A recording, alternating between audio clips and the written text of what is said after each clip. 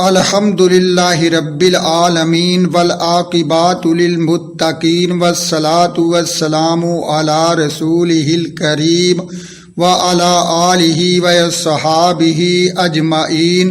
بسم اللہ الرحمن الرحیم۔ واقعہ ایک بت پرست بادشاہ کا۔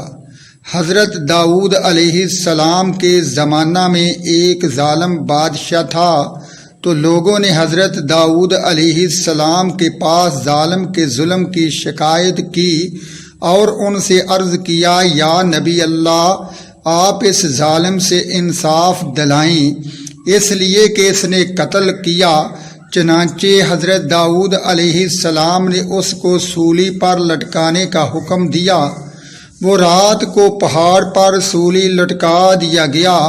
لوگ اس سے جدا ہو کر اپنے گھروں میں چلے گئے اور وہ ظالم سولی کی لکڑی پر تنہا رہ گیا۔ اس کے بعد اس نے اپنے معبودان باطل سے فریاد کی، لیکن انہوں نے اس کو کچھ فائدہ نہ پہنچایا۔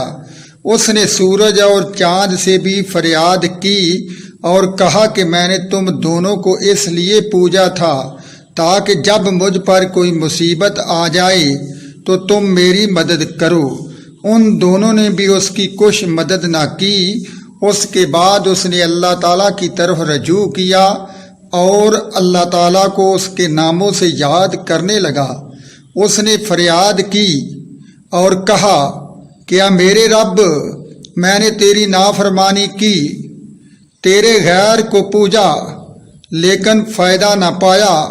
اب میں تیرے پاس آیا ہوں اس لیے کہ تو ہی حق ہے، تاکہ تو میری مدد کر، اپنی رحمت سے میری مدد فرما۔ اللہ تعالیٰ نے فرمایا، اس نے اپنے معبودان باطل کو عرصہ دراز تک پوجا لیکن ان سے نفع نہ پایا۔ اب مجھ سے پناہ مانگی، فریاد کی اور مجھ سے دعا کی، میں نے اس کی دعا قبول کی۔ بے شک میں پریشان کی دعا قبول کرتا ہوں۔ اے جبرائیل علیہ السلام، میرے اس بندے کے پاس جاؤ اور اس کو زمین پر سلامتی سے اتار دو۔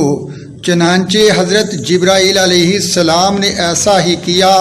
صبح کو لوگ حضرت داؤد علیہ السلام کے پاس گئے اور ان سے کہا کہ اس کو لکڑی سے نیچے ڈالنے کے لیے ہم کو حکم دیجیے۔ چنانچہ حضرت داؤد علیہ السلام نے ان کو حکم دیا۔ جب وہ لوگ اس کے پاس پہنچے تو اس کو زندہ زمین پر سلامت پایا۔